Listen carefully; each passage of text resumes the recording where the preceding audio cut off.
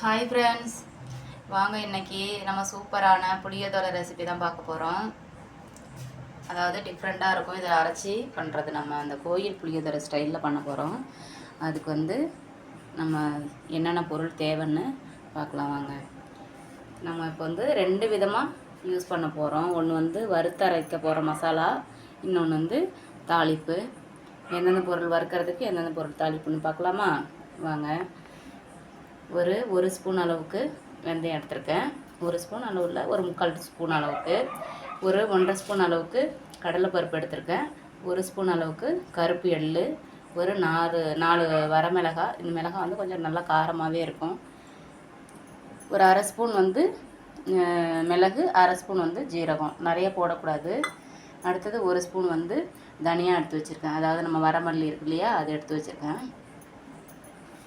இது பார்த்திங்கன்னா பச்சை கருவேப்பிலை நல்லா கழுவிட்டு வச்சுருக்கேன். தாளிப்புக்கு பார்க்கலாமா.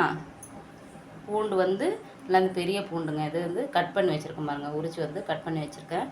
தாளிக்கிறதுக்கு வரமிளகாய், இது பெருங்காயம், கடலைப்பருப்பு, கடுகு அங்கே வச்சுருக்கேன்.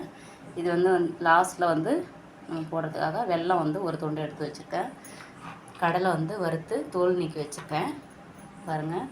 புளியை கரைச்சி நான் எடுத்து வச்சுருக்கேன். புளி எந்த பதத்தில் இருக்கணும்னு பார்த்தீங்கன்னா, ரொம்ப கெட்டியாக இருக்கக்கூடாது, தண்ணியாக கொஞ்சம் ஓரளவு தண்ணியாக இருக்கணும். சரிங்களா? ஏன்னா கெட்டியாக இருந்துச்சுனாக்கா நமக்கு கொதிக்கும் போது இந்த பச்சை வாசனை போகிற வரைக்குமாவது கொதிக்கணும் இல்லையா. இப்போ கெட்டியாக இருந்துச்சுன்னா ரொம்ப நேரம் கொதிக்க வைக்க முடியாது, அடிப்பிடிக்கும். ஸோ அதுக்கு சான்ஸ் இருக்குது. அதனால தான் நம்ம தண்ணியாக கரைச்சிக்க போகிறோம். இப்போ ஒவ்வொரு பொருளை நம்ம வறுத்து எடுத்துக்க போகிறோம். ஏன்னா ஒவ்வொரு பொருளும் ஒரு பொருள் சீக்கிரம் வறுப்படும், ஒரு பொருள் சீக்கிரம் வறுப்படாது. அதனால் தனித்தனியாக நம்ம வறுத்து எடுத்தால் தான் நல்லாயிருக்கும். பார்க்கலாமா? அடுப்பு ஆன் பண்ணிக்கலாம். வானல் வச்சுருங்க.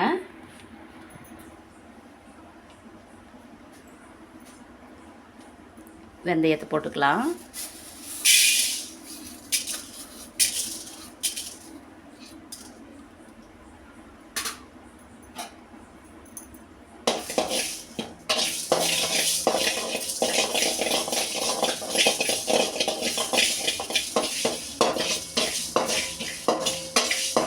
இது நமக்கு புளியோதரை பிடிக்காதுன்னு சொல்கிறவங்க கூட இது சாப்பிட்டு பார்த்துட்டு இதுக்கு அடிமையாயிருவாங்க. எங்கள் வீட்டுக்காருக்குமே புளி சாதம்னா பிடிக்கவே பிடிக்காது. இதை ஒரு டைம் செஞ்சு கொடுத்ததுலேருந்து இந்த மாதிரி தான் அவர் கேட்பார். நார்மலாக செய்கிறது பிடிக்காது அவருக்கு.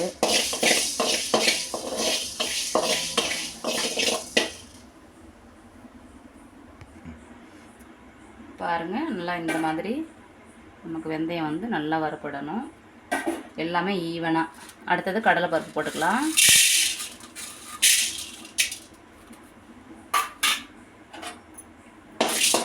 இதையும் நல்லா ஈவனாக வறுத்துக்கோங்க. பாருங்கள், இப்போ எல்லாத்தையுமே தனித்தனியாக வறுத்து வச்சுட்டேன். வறுத்து நான் ஒன்றா தான் கொட்டி வச்சுருக்கேன். ஏன்னா நம்ம எல்லாத்தையும் இப்போ ஆற வச்சு நம்ம அரைக்க போகிறோம். கொஞ்சம் ரொம்ப நைஸாக இல்லை, அதுக்கு முன்னாடி ஸ்டேஜுக்கு. ரொம்ப குறைன்னா இருக்கக்கூடாது, ரொம்ப நைஸாகவும் இருக்கக்கூடாது. கொஞ்சம் ரவை பதத்துக்கு மாதிரி அரைக்கணும். சரிங்களா? இது இப்போ ஆறட்டும். நம்ம இப்போ புளியோதரைக்கு தாளிப்பு கொடுத்துடலாம். சரியா? அடுப்பு பற்ற வச்சாச்சு. இப்போ நான் நல்ல நெய்யோ கடலை நெய்யோ யூஸ் பண்ணலாங்க. ரெண்டுமே இல்லை வீட்டில். நான் கோல்டு வினர் எண்ணெய் தான் யூஸ் பண்ணுறேன்.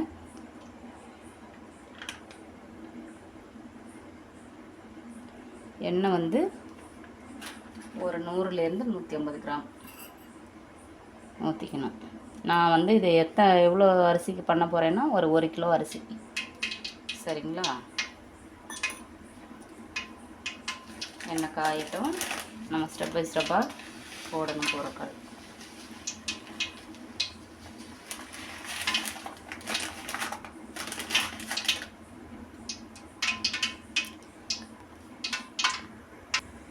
எண்ணெய் நல்லா காஞ்சிருச்சு. நம்ம கடுகு போட்டுக்கலாம்.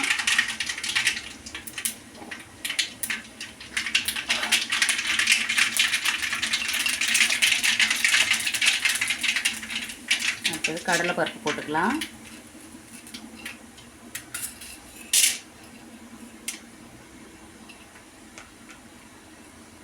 நான் கட்டி பெருங்காயம் வச்சுருக்கேன், அதை போட்டுக்கலாம்.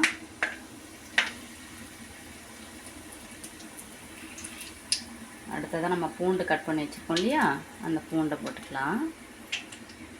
இந்த பெருங்காயம் வந்து பாருங்கள் 2 சைடு நல்லா இது பண்ணி விடுங்க, பொரியட்டும். அப்போ தான் நம்ம புளி சாரப்போ கரையும். இப்போ வந்து பூண்டு போட்டுக்கலாம்.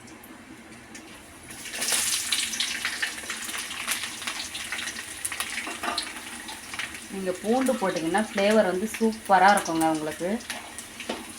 இது வந்து டேஸ்ட்டு கொடுக்கறது மெயின் வந்து இந்த பூண்டை நீங்கள் ஸ்கிப் பண்ணாதீங்க.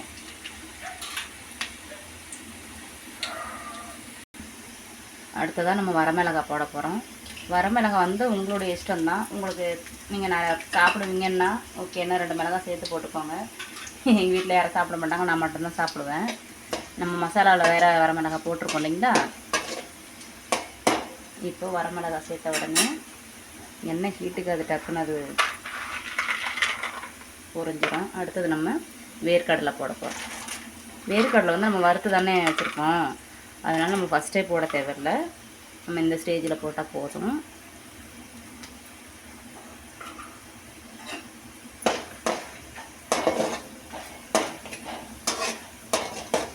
பாருங்கள் எல்லாமே நல்லா எதுவுமே கருகலை, எல்லாமே கரெக்டான ஸ்டேஜில் இருக்குது பாருங்கள். நீங்கள் இந்த மாதிரி பண்ணால் தான் டேஸ்ட் வந்து உங்களுக்கு வந்து கரெக்டாக இருக்கும். நீங்கள் ஏதாவது ஒன்று கறிக்கிட்டிங்கனாவே டேஸ்ட் வந்து அப்படியே டோட்டலாக மாறிடும். அதை பார்த்துக்கோங்க. அடுத்தது நம்ம கொஞ்சமாக இப்போதைக்கு கருவேப்பிலை சேர்த்துக்கலாம்.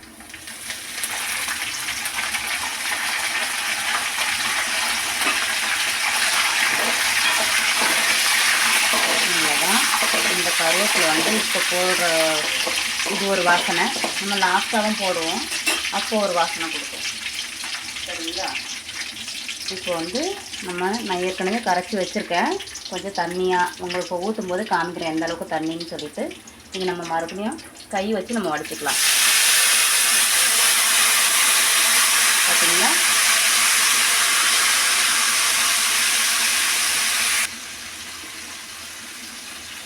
பார்த்தீங்கன்னா இந்த அளவுக்கு உங்களுக்கு தண்ணி இருக்கணுங்க.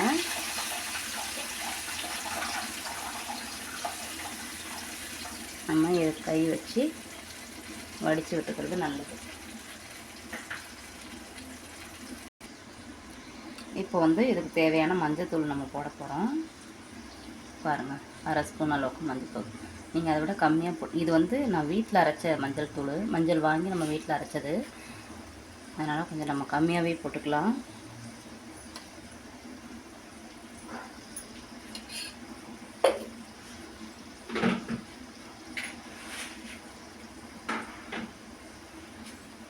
அடுத்தது கல்லுப்பு, நம்ம ஒரு அரை கைப்பிடி கல்லுப்பு. நான் எல்லா சமையலுக்குமே நான் கல்லுப்பு தாங்க யூஸ் பண்ணுவேன். கடையில் வாங்கின நைஸ் உப்பு நான் என்றைக்குமே யூஸ் பண்ண மாட்டேன். அப்படி நைஸ் உப்பு வேணும்னா நான் மிக்ஸியில் அரைச்சிக்குவேன், கடையில் வாங்கி யூஸ் பண்ண மாட்டேன். அவ்வளோதாங்க. இது இப்போ நமக்கு நல்லா சுண்டி வரணும். நம்ம அதுக்குள்ளேயே மசாலா நம்ம வறுத்து வச்சுருக்கோம் இல்லையா, மசாலா ஆறி இருக்கும், நம்ம அரைச்சிடலாமா. அரைச்சிட்டு உங்களுக்கு நான் பவுட்ரு காமிக்கிறேன். இது நல்லா கொதிக்கிறேன். எவ்வளோ சூப்பராக ஜம்முன்னு இருக்குது பாருங்கள். பார்க்குறது ரொம்ப கலர்ஃபுல்லாக அழகாக இருக்கு இல்லையா. இப்போ ஆல்மோஸ்ட் நமக்கு வந்து ரெடி ஆகிடுச்சுங்க. இப்போ இந்த ஸ்டேஜில், அதாவது நம்ம இறக்க ஒரு 3-4 நிமிஷத்துக்கு முன்னாடி நம்ம பவுட்ரை அரைச்சிட்டோம் பாருங்கள். நல்லா சூப்பராக இருக்குது பாருங்கள். இந்த அளவுக்கு இந்த ஸ்டேஜில் இருக்கணும் பாருங்கள். இப்போ லாஸ்ட்டாக ஒரு மிளகாய் வந்து இந்த மாதிரி வேணுங்கிறதுக்காக ஒரு மிளகாய் எடுத்து வச்சுட்டு லாஸ்ட்டாக போட்டேன், கொஞ்சம் எனக்கு இந்த மாதிரி கிடைக்கணுங்கிறதுக்காக. இந்த ஸ்டேஜில் இருக்கணும். இந்த குவான்டிட்டிக்கு தகுந்த மாதிரி தான் நான் கரெக்டாக அரைச்சிருக்கேன். இதுக்கு வந்து கரெக்டாக இருக்கும் பவுட்ரு. இப்போ போட்டுக்கலாம். போட்டுட்டு ஒரு கிளறி கொடுங்க. உங்களுக்கு பார்க்கும்போதே தெரியும்.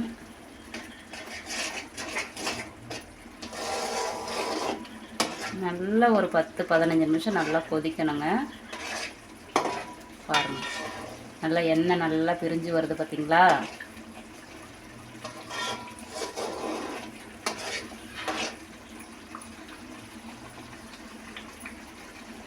இப்போ எந்தெந்த பொருளை எந்தெந்த டைமில் சேர்த்துருக்கோம் அப்படிங்கிறத பார்த்துக்கணும்.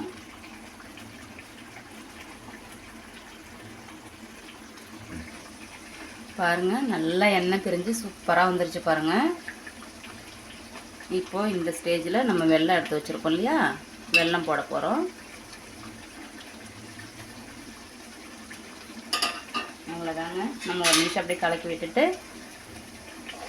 இறக்கிட வேண்டியதான். பாருங்கள், எவ்வளோ எல்லாம் நம்ம போட்ட எண்ணெய்லாம் தனியாக பிரிஞ்சு வந்துருச்சு பாருங்கள். இதுதான் நமக்கு கொதிக்கக்கூடிய அளவு டைமு. இதில் நீங்கள் கண்டுபிடிச்சலாம் ரெடி ஆகிடுச்சுன்னு சொல்லிட்டு. இதில் இன்னொரு விஷயம் என்னென்னா, நம்ம வந்து புது புளிக்கு பதில் கொஞ்சம் புது புளி, கொஞ்சம் கருப்பு புளி, அதாவது பழைய புளின்னு சொல்லுவாங்க இல்லையா, நம்ம கிராம சைட்லலாம் அந்த மாதிரி தான் வச்சுருப்பாங்க. அந்த மாதிரி நம்ம இதில் கொஞ்சம் அதில் கொஞ்சம் கலந்து நம்ம போட்டோன்னா டேஸ்ட்டு சூப்பராக இருக்குங்க.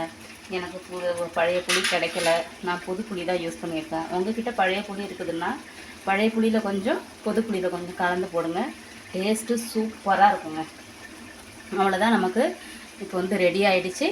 தொக்கு ரெடி பண்ணிட்டோம்.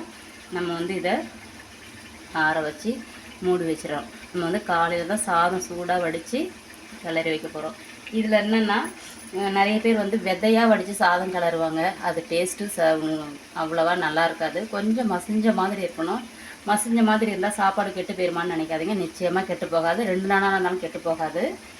இல்லை, நான் மசிஞ்ச மாதிரி சாப்பிட மாட்டேன், நான் வந்து விதையாக தான் சாப்பிடுவேங்கிறவங்களுக்கு ஓகே. பட் நீங்கள் நான் எப்படி இருந்தாலும் சாப்பிட்டுக்குவேன்னு நினைக்கிறவங்க கொஞ்சம் நீங்கள் மசிஞ்ச மாதிரி சாதம் வடித்து நீங்கள் கிளறி பாருங்கள், சூப்பராக இருக்குங்க. சாதம்லாம் கெட்டு போகாது. நீங்கள் வெளியிலேயே 2 நாள் வச்சுருக்கலாம், கெட்டே போகாது. இப்போ நம்ம இந்த பெருங்காயம் இருக்கு இல்லைங்களா, உங்களுக்கு பொடியாக பண்ணி வைக்கணும் போது நம்ம அந்த வறுக்கும் போது லைட்டாக எண்ணெய் ஊற்றி கட்டி பெருங்காயத்தை வரித்து இந்த மசாலாவோடு சேர்த்து அரைச்சிக்கலாம். நம்ம வந்து இப்போ இதுலேயே தொக்கு பண்ணுறதுனால நான் தாளிப்புலேயே போட்டுட்டேன், அதுலேயே கரைஞ்சிரும். சரிங்களா? ஓகே ஃப்ரெண்ட்ஸ், நீங்களும் இதை ட்ரை பண்ணி பாருங்கள். எப்படி இருக்குதுன்னு சொல்லி கமெண்ட் பண்ணுங்கள். பிடிச்சிருந்தா லைக் பண்ணுங்கள், ஷேர் பண்ணுங்கள், சப்ஸ்கிரைப் பண்ணுங்கள். வாங்க நம்ம வீட்டில் சாப்பிட்லாம். தேங்க்யூ ஃபார் வாட்சிங். பாய்.